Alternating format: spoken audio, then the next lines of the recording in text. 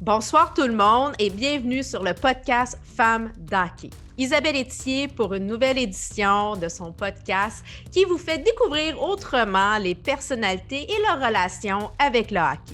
Pour commencer l'année, on a pensé inviter un grand passionné de ce sport, celui qu'on aime surtout pour son franc-parler et son humour, Sam Breton, pour ce podcast Femmes d'hockey. Bienvenue tout le monde et nous voilà avec Sam Breton, l'humoriste, mais beaucoup plus, mais le joueur de hockey aussi, là, qui n'a peut-être pas fait une grande carrière, mais bon, qui joue encore aujourd'hui. Sam, bienvenue à Femmes d'hockey. Là, tu commences en me disant que je n'ai pas fait une grande carrière. Je trouve que tu me rentres dedans, pas à peu près. Non, mais t'as raison. Ben non, mais écoute, nous, on s'est connus à travers la classique Kevin Raphaël au profit de Leucan l'été dernier. Merci d'avoir été présent. Je t'ai juste à te rappeler, puis je commence encore fort, que tu n'avais pas choisi la bonne équipe parce que j'ai quand même gagné. Je tiens à te rappeler que ce n'est pas nous qui choisissons l'équipe, c'est Kevin Raphaël qui décide de tout parce que monsieur organise. Ben, en tout cas, moi, je t'invite à lui demander d'être dans mon équipe l'année prochaine si tu veux gagner. Ben, ça garde. Moi, ce que je fais, je prends un stylo ici et je le note immédiatement. Et voilà. Écoute, avant de commencer de rentrer dans ton histoire et ta passion pour le hockey, je veux quand même rappeler aux gens un peu, pour ceux qui ont été dans un igloo pendant 6 mois, qui ne savent pas quitter. Sam, tu es un humoriste que tu as gradué en 2013 de l'École de l'humour. Dernièrement, tu as gagné quand même au Gala de la 10 le spectacle de l'humour. Tu as été déclarée découverte de l'année en 2019 aux Oliviers, artiste de l'année juste pour rire en 2019. Donc, tu as quand même un beau parcours. Dernièrement, on t'a vu avec des capsules humoristiques à Salut, bonjour, bonsoir, bonsoir. Tu as ton podcast avec son Sam. Son Sam. Et tu as aussi ton show, malheureusement, qui est sur pause, Au pic et appel, qui a fini son rodage, qui devrait être en salle lorsque nous pourrons y aller. Ouais, d'ici 2027, je reste optimiste que ça va arriver. On parle de hockey, même dans tes premiers shows, le hockey était en parallèle avec ta carrière. Là. Sincèrement, la soirée du hockey au ZooFest que tu as fait justement avec Jay Dutombe, Arnaud Soli, Kat Levac, David Bocage, tu avais fait quand même une belle tournée avec ce spectacle-là. Le hockey a toujours fait partie de ta vie. Oui, vraiment, vraiment toujours. Puis encore aujourd'hui, là, ça ne cesse jamais. Même si je joue moins à cause de la tournée ou à cause de la crise de pandémie, je ne peux pas m'en sortir. C'est vraiment, c'est en moi. Puis d'ailleurs, je m'entoure de gens comme ça.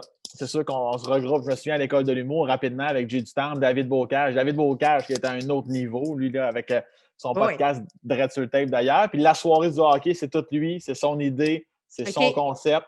Fait que c'était. Puis nous autres, évidemment, on a embarqué à pieds joints. Catherine Levac qui l'a fait parce qu'elle nous aime et elle s'en contre-Christ en bon québécois. Mais ouais, vraiment, il y a toujours du hockey pas loin. Le hockey, c'est la seule avenue qui me sort de ma tête, à part faire de la scène. Là.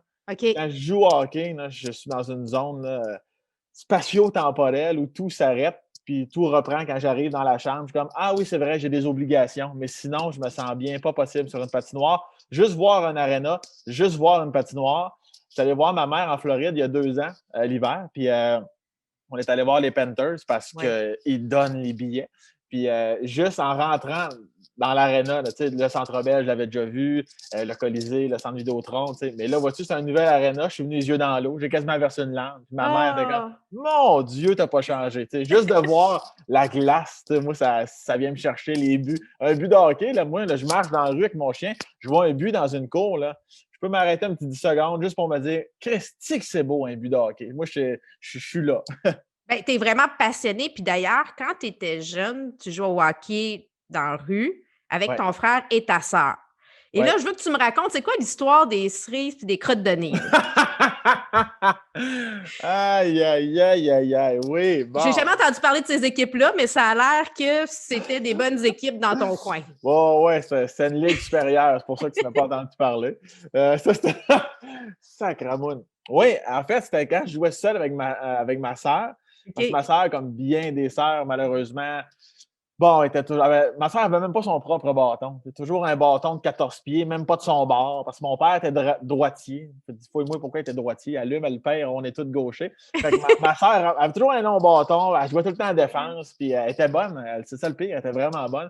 Puis quand on se retrouvait tout seul, parce que mon frère partait ou une couple d'amis qui s'en allaient souper, des fois, ma soeur, on continuait. Puis là, j'allais d'un but. Puis je sais pas pourquoi, écoute, ça a commencé, on devait avoir 7, 8, 9 ans.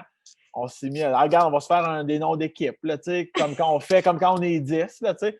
Je sais pas pourquoi on s'est mis à niaiser. Puis là, je peux pas croire que je suis en train de dire ça. Les cerises, c'était les attaquants. Puis quand tu étais gardien de but, tu étais les crottes de nez. Et là, ce qui nous faisait rire, c'est que tu pouvais, mettons, tu gardais les buts, mais face au but, fait que dos au jeu. Puis des fois, on allait derrière le but. Ça se voulait très rigolo. Là, c'était très humoristique. Déjà, là, on était dans le gag à plein nez. Puis on pouvait jouer une grosse demi-heure là, de même. On se faisait des 4 de 7 jusqu'à la Coupe Stanley. Puis c'était toujours les cerises qui gagnaient. Fait que là, pour ceux qui ont des enfants à la maison et qui ne savent pas quoi faire de la pandémie, vous pouvez jouer aux cerises et aux crottes de nez. Vous pouvez changer de nom de crotte de nez si vous voulez pour les enfants. Là. Mais en même temps, vois-tu, nous autres, on était enfants puis on a instauré cerises et crottes de nez. Ça serait le fun que ce soit respecté. Je veux dire. OK. En tout cas, moi, je dis ça aux parents qui écoutent en ce moment. Raconte-nous un peu là, tes débuts hockey, là, mais un peu plus organisés. Là. Moi, j'allais à l'aréna, je jouais au hockey dans ma petite ville. Puis vraiment, c'était du hockey mineur. Fait que moi, je jouais le matin en me levant. J'allais jouer l'après-midi. Puis je revenais, mettons, vers 3-4 heures. Puis on jouait au hockey dans la rue. Puis après souper, on jouait. C'était toujours sans arrêt, constamment. Il n'y avait aucune pause. Puis pour moi, très jeune, le concept d'équipe, là, c'était très, très fort. Là. Puis même en vieillissant, moi, je pensais à mes boys. Là, ça, je pense que je ne l'ai jamais dit à personne. Je ne l'aurais même jamais dit, mais je m'inquiétais pour eux autres. J'avais un petit côté paternel de j'espère que tout le monde va bien. J'espère que tout le monde est en santé. Mettons, le vendredi à l'école, on avait un match le samedi. Je n'aimais pas ça, voir un de mes amis qui ne filait pas. J'étais comme j'espère qu'il va être correct le lendemain parce qu'on a besoin de tout le monde. J'étais vraiment à l'affût. Puis même si j'avais 12 ans, j'aimais me coucher tôt quand même parce que je me disais il faut que je sois en forme. Je ne peux pas être low energy pour un match. Là, fait qu'il faut que je fasse attention, puis je ne vais pas trop manger de chocolat. Puis j'étais déjà là, comme dans ce mood-là. Fait que pour moi, même si c'était le hockey mineur, c'était extrêmement important. C'est comme si c'était la Coupe Stanley à chaque fois. Si Sam était un joueur de hockey, tu serais qui qu'on connaît présentement? Si je me fie à mon style de jeu actuel, moi, je suis plus du genre Brendan Gallagher. Là, moi, j'ai tout le temps. Moi, j'étais à fond. Moi, on perd 8-0, là, ben, on va me coller ici devant un snap s'il faut. Là. Avec le recul, j'étais parfois trop intense. Je veux dire, moi, revenir au banc, plier en deux en me disant j'ai-tu une côte de péter, je vois-tu moi. Mais dans ma tête, j'étais comme, je l'ai faite. La rondelle ne s'est pas rendue au filet. Mais c'est comme, hey, t'es bam tam A, ça va, garçon, là, c'est pas grave. Mais moi, j'étais tout le temps over the top. Puis dans le coin, là, il y avait beau être 2 sous moi en général, je sortais avec la rondelle. J'étais craqué, pas possible. C'est une raison pourquoi tu veux pas d'enfant. D'un coup, que tu aurais un enfant qui jouerait au hockey, tu serais trop intense dans les estrades? Bonne question. Non, là-dessus, je pense que je m'en sortirais bien. Justement parce que j'ai été le petit garçon sur la patinoire, parce que j'ai vu des parents faire et dire des choses complètement inacceptables. Je ne voudrais pas être ces parents-là. Mais il y a un de mes bons amis qui coach collégial. Puis des fois, quand ils sont dans le coin de Montréal, je vais voir son équipe. Puis j'en entends encore moins qu'avant. Je pense qu'il y a une progression qui se fait. Mais des fois, je suis comme, c'est gênant. Je ne connais pas le parent, je ne connais pas l'équipe, je ne connais pas les joueurs, puis je suis gêné. Je suis comme, c'est complètement inacceptable. Fait que au pire, si je sens que je ne suis pas capable de me contrôler, ben, je laisserai ma blonde aller au hockey. Je ne sais pas, je prendrai une pause de temps en temps. Mais je pense que j'aimerais assez ma fille ou mon fils pour me calmer, puis être dans les estrades, puis apprécier le moment. Puis, tu sais, si je te disais, bon, je te donne l'occasion, là, j'ai un pouvoir magique, tu as une belle carrière comme humoriste. Tu pourrais remplacer ta carrière d'humoriste comme carrière de joueur de hockey. Le ferais-tu? Ben, tu es obligé de te dire non parce que j'aime trop. Ben, en fait, c'est parce que là, j'ai connu le métier d'humoriste. Tabarouette, c'est une bonne question. Vois-tu, je t'ai dit non, puis là, j'ai envie de changer d'idée, mais non, l'humour, c'est ma vie, ça reste ma vie. Puis ça dépend aussi. Tu me dis, j'ai-tu le talent de McDavid ou j'ai-tu le talent. Je suis un joueur de quatrième trio qui joue 7 minutes. En même temps, les gens qui jouent 7 minutes en quatrième trio sont conscients de leur talent et sont contents d'être là. Tu sais. Mais, Quand même plus de talent que nous autres, pareil, tu sais, quand tu es dans la Ligue ben oui, nationale, tu ben fais oui. partie du 0,001%, là, tu sais. Ah oui, il nous sac une volée de main dans le dos. Mais pour un soir, je te dirais oui, mais pour changer officiellement, je te dirais non. J'aime trop l'humour, c'est ma vie. Là. C'est vraiment tout ce que je suis à 100%. Là. Parce que oui, le hockey est arrivé jeune dans ma vie, mais l'humour aussi. Là. C'est pas d'hier que j'aime ça Non. faire rire le monde. Fait que je vais choisir humoriste quand même. C'est quoi pour toi le plus beau moment hockey que tu as vécu? Le plus beau moment hockey que j'ai vécu, ben, c'est évidemment là, toutes les finales qu'on a remportées. Moi, j'avais la chance en plus d'évoluer avec un club qui était toujours très fort, contrairement à mon frère, pardon, qui était souvent une catastrophe. Euh, mais moi, je te dis, moi, c'est ce qui me manque le plus, ce côté compétition-là, puis le fait d'être unis. Tu sais, Ouais. La famille, le clan. ouais, j'en parle, j'ai envie de devenir ému tellement ça vient me chercher, mais ça, ce côté-là, ça me manque. Fait qu'à chaque fois que ce côté-là était accentué à cause d'une finale, à cause d'une victoire Ouais. en série, un tournoi, tous ces petits moments-là, là, c'est ce qui me manque le plus vraiment. Tu regardes-tu le junior majeur? Tu regardes-tu le Ouais, junior, le midget 3? Tu sais, c'est quoi? Es-tu vraiment juste Ligue nationale ou c'est hockey all the way? je suis junior majeur puis Ligue nationale, mais à cause de mes amis David Bocage et Charles Pellerin, je m'intéresse de plus en plus, même au niveau universitaire. Là, tu sais, comme Ouais. David et Charles, ils vont partir, ils sont allés au Wisconsin, ils sont allés voir Cole Caulfield, ils sont allés voir, tu sais, les autres, ils connaissent tout, ils connaissent qui s'en viennent, pourquoi, comment ça va virer. Ils sont vraiment bons. Je ne suis pas aussi intense qu'eux. Mais ouais, je suis vraiment junior majeur, Ligue nationale, j'aime ça. J'aime vraiment ça. Je OK. ne peux pas m'empêcher de m'intéresser. Comme moi, je suis un fan de hockey. Là, tu sais, je ne suis pas juste canadien. Là. Mettons, il y a un match dans l'Ouest à 10 heures, ben, je vais l'écouter parce que ça m'intéresse, parce que je connais les joueurs, je connais les équipes, je connais ce qui se passe dans l'Ouest. Je ne suis pas vraiment C'est pas juste. juste une équipe, c'est Non, vraiment vraiment le pas. hockey Ouais, avec un voilà. grand H. Oui. Fait que là, on va rentrer dans le segment place aux femmes. Puis bon, ça m'amène le hockey féminin. Est-ce que tu consommes le hockey féminin? Je le consomme pas assez. Puis, ben, en fait, comment te dire? Moi, en fait, à cause de la classique Kevin Raphaël, Oui, j'ai. En fait, c'est ça, moi, qui me mettait. Ça m'a comme mis. Je vais sacrer. C'est correct si je sac une fois? c'est pas grave. OK, je t'ai sacré une fois déjà. Moi, ça m'a comme mis en tabarnak de réaliser, tu sais, parce que tu vis ta vie, tu fais tes Oui. affaires, là, OK, les bing bang, t'as pas le temps, chacun fait son petit train-train. Puis à un moment donné, j'arrive à la classique Kevin Raphaël, puis là, je croise des Marie-Philippe Poulain, Mhm. Mélodie Daou, tu sais, tout ça, puis toute cette belle gang-là. Puis, tu sais, sont merveilleuses dans tous les sens du terme, là, tu sais, puis sur la glace, puis tout ça. Puis je suis comme, mais mon Dieu, c'est merveilleux. Puis je me dis, c'est là que j'ai comme. Ça m'a mis en tabarnak parce que j'ai comme réalisé que je les connaissais juste à cause des Jeux olympiques. Puis là, j'ai comme, mais Mhm. comprends-tu ce que je veux dire? Sinon, on Non, dirait non, que mais on les connaît pas, je ne vois sinon pas. on les voit pas, on le sait pas. Mais même au mondial junior, il y a eu le mondial junior Ouais, masculin, mais pas féminin. non, c'est ça. Puis c'est ça qui m'a mis, puis qui me met encore en tabarnak. Puis j'étais comme déçu de moi-même. Puis en même temps, je me dis, mais oui, mais c'est comme, on me le met pas dans la face sans arrêt, comme le junior majeur, comme la Ligue nationale. Puis je me dis, tu sais, c'est notre sport national. En quoi le sport devient national? Parce que c'est joué par des hommes? Je ne croirais pas, tu Non. sais. Mais là, les filles, présentement, sont au camp à Calgary. Il y a les 35 meilleures joueuses au pays qui Mhm. se retrouvent pour l'entraînement. C'est sûr que c'est pas la ligue. Il y a plusieurs belles nouvelles qu'on a entendues cette année. On a aussi Mélodie Daou qui est maintenant analyste à TVA Sport. Bon, Kim Saint-Pierre qui est à RDS. Il y a de plus en plus de femmes, pas encore une parité, on s'entend, mais il y a des petits pops, puis c'est intéressant. Puis il y a femmes d'hockey aussi à travers ce paysage-là qu'on fait à notre façon. Dis-moi, toi, quelle est la femme de hockey qui t'inspire? Ben, elles m'inspirent tous, compte tenu de ce que je viens de te dire, parce qu'à chaque fois que j'en connais une un peu plus personnellement, c'est pire. Je suis comme, mais c'est tellement des. On dirait que ça ajoute le fait qu'en plus, c'est des bonnes personnes. Là, tu comprends-tu? C'est comme, mais il faut vraiment les mettre de l'avant. Mais je vais te dire une réponse très actuelle. Puis c'est Manon Rhéaume, dans le Ouais. sens où, tu sais, moi, avant même qu'il l'amène à RDS, j'avais dit à ma blonde, je comprends pas pourquoi une femme comme Manon Rhéaume, justement, parce qu'à un moment donné, il y avait eu un spécial sur elle. Oui. Je suis comme, mais pourquoi on fait juste un spécial? Pourquoi Chris, pourquoi qu'elle n'est pas plus là? Pourquoi qu'elle n'est pas analyste? Pourquoi même je sais qu'elle vit aux States, mais tu sais.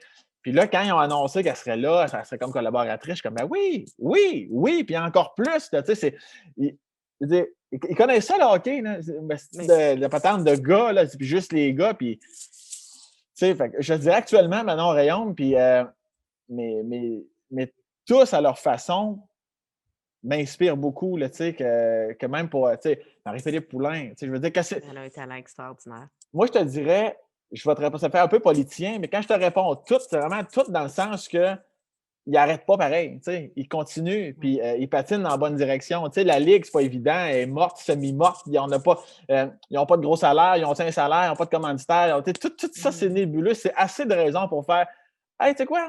Laissez donc faire.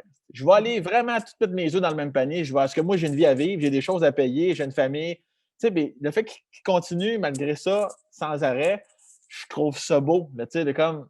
Puis ils le font aussi pour les générations à venir. Exactement c'est ce ça que qui est j'allais beau. dire. Ils sont tellement généreuses, présentes pour les filles qui veulent jouer, les jeunes. On le voit à travers quand on les suit. Moi, j'ai réalisé que j'en suivais beaucoup parce que là, j'ai vu sur mon fil d'actualité qu'il y avait plusieurs personnes à Calgary. Mais sont belles à voir. Puis moi, j'aime aussi parler de toutes les autres femmes aussi, les femmes dans l'ombre. Ouais. Bon, toi, tu le dis, tes parents étaient séparés, le hockey monoparental. D'être présente, de te jouer au hockey avec ta sœur jeune était là. Il y a plein de femmes qui sont là. Puis c'est intéressant aussi d'avoir la couleur et la perception du hockey de tout le monde, peu importe. Toi, si tu me parles de hockey, tu vas en parler différemment qu'un Maxime Lapierre ou un Norman Flynn. Puis moi aussi. Fait que je pense que c'est bien d'avoir de toutes ces couleurs-là, puis d'avoir des femmes maintenant dans le paysage médiatique, des joueuses qui viennent faire de l'analyse. C'est le fun pour ça. Ça nous permet d'avoir plusieurs points de vue. Oui, puis il y a pas... Oui, c'est ça exactement, différents points de vue, effectivement. Moi-même, plus jeune, dans le hockey mineur, il y avait des filles dans l'équipe, là. Il y en avait 2 ou 3, puis jamais je me suis dit, puis je remercie mes parents pour ça, je n'étais pas en mode, ben là, c'est quoi le rapport? On est des gars. Il était tellement bonne, il était bonne sur la glace, il était bonne hors glace. C'était un atout complètement incroyable d'avoir ces filles-là avec nous. Fait que, moi, je trouve, en tout cas, bref, je pourrais t'en parler pendant 4 ans. Là.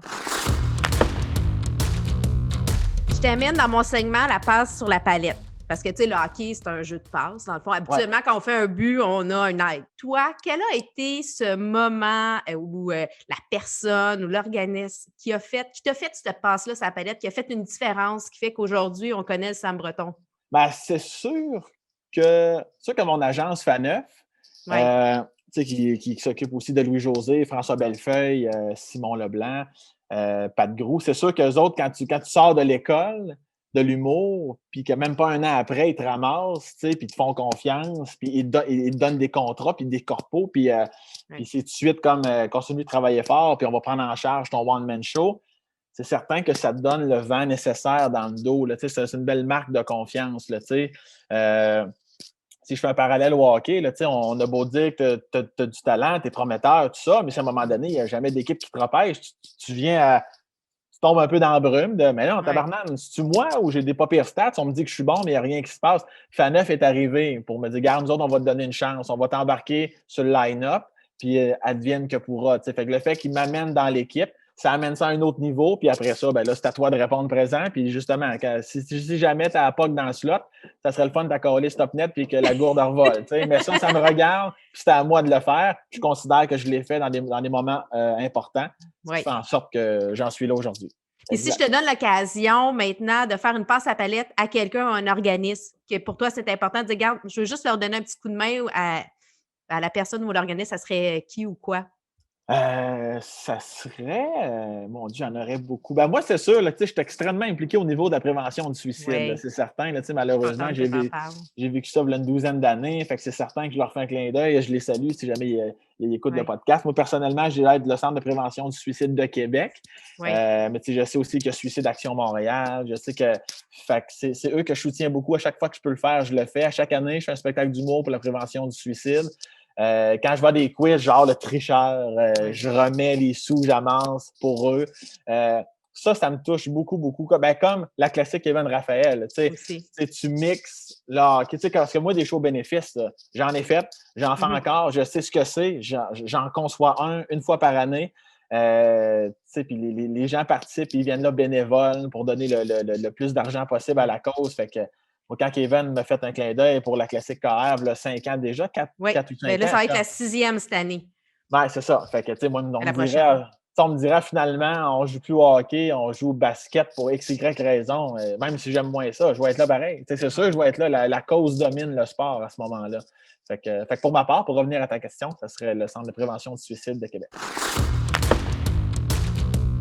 Là, on va changer complètement d'atmosphère. On va revenir un petit peu plus OK. dans l'univers Sam Breton, un peu plus humoristique, parce qu'on rentre dans le segment La sacoche bleue. Bon, Mais t'es à la poche bleue. Pour revenir au suicide, non, c'est pas vrai, je te Moi, je t'écoute, tu vois. Je suis attentive. Je fais partie des amis attentifs. T'es le drôle, moi, je suis plus attentive. La poche bleue, ouais. La sacoche bleue, parce qu'on est une femme de hockey. Fait qu'on a adapté.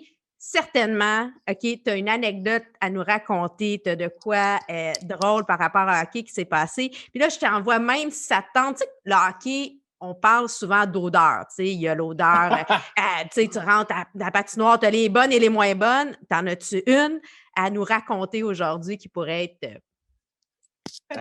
Par rapport aux odeurs, ben oui, bouge pas, là, mon petit côté humoriste raconteur en bac. Quand c'est pas trop prononcé, j'aime l'odeur de la chambre, j'aime l'odeur des poches de hockey, j'aime l'odeur. Tu sais, puis l'odeur des gants, ça me dérange pas non plus. Tu sais, souvent, là, on va dire les gants, ça pue. Moi, là, c'est une Ça odeur sent bon? comme. Ben, je peux pas dire que ça sent bon, mais ça me ne répigne pas. Mais je me souviens plus jeune, tu sais, mettons, après les pratiques de hockey le vendredi, il y avait, mettons, le senior 3A qui jouait. Puis des fois, nous autres, là, les petits culs, là, quand il y avait un but, on se mettait sur le bord de la baie vitrée, puis on donnait la main au gars. Tu sais, moi, si ma main sentait le gant, je partais pas à courir aux toilettes pour me laver. J'étais comme, ah ben oui, ça sent le gant de hockey. Tu sais, ça sent le gant. Tu sais, je me couchais pas avec ça nécessairement. Je suis comme, tu sais, moi, ça m'a jamais dérangé. Là. Puis même, juste du stock de hockey en général. Je salue encore mon ami David Bocage, où on peut aller, nous autres, à l'entrepôt du hockey, dans un sport Rousseau, puis on a littéralement déjà perdu 3 heures de notre vie. Là. Juste à prendre des gants, les regarder, prendre des bâtons. Tu sais, pour moi, un mur de gants, c'est comme une toile dans un musée. Hein. Tu sais, je suis comme, c'est hop. Comme à la poche bleue, à la sacoche bleue, on veut mettre de l'avant les produits québécois, les services québécois, parce que bon, il faut continuer, puis même après, éventuellement, on va être en post-pandémie, il faut quand même continuer à encourager local. Tu veux-tu mettre de l'avant un produit ou un service québécois pour nous aujourd'hui? Oui, un produit. Ben, là, c'est sûr que déjà que dans la première vague de confinement, là, les gens se sont jetés pas mal dans la bouteille. Puis là, il y en a encore pas mal qui boivent. Moi, je vais plugger. Puis je dis pas ça parce que c'est mon ami Jay du Temple, mais ses parents ont un vignoble, le domaine Saint-Jacques. Oui. Puis, c'est bon. Là. Puis il y en a plein qui vont se dire, ben oui, c'est normal. Tu es un des meilleurs amis à Jay, puis tu connais ses parents, mais je veux dire, au-delà de ça, je ne serais pas obligé d'en parler. Il faut que tu goûtes le domaine Saint-Jacques, un produit québécois dans le SAQ, le Pinot Gris. En fait, tout, c'est vraiment, vraiment bon. Moi, je suis plus capable d'entendre les vins québécois, c'est ordinaire. Il y en a plein de bons au Québec. Mon petit coup de cœur, le domaine Saint-Jacques, pour l'amour du bon Dieu. Si tu penses une mauvaise foi, si tu penses que je le dis parce que je les connais, c'est parce que tu n'as pas goûté le domaine Saint-Jacques. C'est juste ça que je veux dire. Bien, je ne l'ai pas goûté encore. Je te promets, je le fais. Puis je t'en donne des nouvelles. Ben, je vais attendre ton texto positif rapidement. Avec plaisir. Écoute, Sam, ça a été un réel plaisir de te recevoir à Femme d'hockey. Tu reviens quand tu veux. Nous, on aime ça, t'entendre parler de tout d'hockey. C'est important. On va suivre ton podcast. Hein? Oui, avec son Sam. Mon podcast. Mon podcast. Avec plaisir, quand on va pouvoir retourner dans les salles, aller voir ton show aussi au Pic et Appel, toutes tes collaborations aussi à la télé. Sam, merci de ton passage. Et encore une fois, j'espère qu'on va continuer à te voir pratiquer avec le chandail le plus confortable, celui de Femme d'hockey, parce qu'à partir de maintenant, vous le savez, on vous l'a annoncé, on est en partenariat avec la Fondation du Canadien pour l'enfance. Fait qu'avec chaque achat que vous faites, on remet 10 % des profits pour rendre accessible le sport aux jeunes. C'est gentil, merci de l'invitation. Puis je te remercie aussi parce que tu parlais tantôt des fois des femmes qui sont peut-être plus dans l'ombre, qui ne sont pas nécessairement sur la glace. Mais je pense que tu en fais partie, tu aides la cause énormément. Puis je pense qu'au nom de toutes les filles, puis au nom de tous les gars qui souhaitent le vrai retour, si on veut, du hockey féminin qui soit mis de l'avant, mais tu fais partie du plan de match. Puis au nom de ces gens-là, mais en mon nom, je te remercie vraiment, vraiment, vraiment beaucoup. Bien, ça me fait plaisir. Merci, Sam. Merci à toi. Bye. Bye.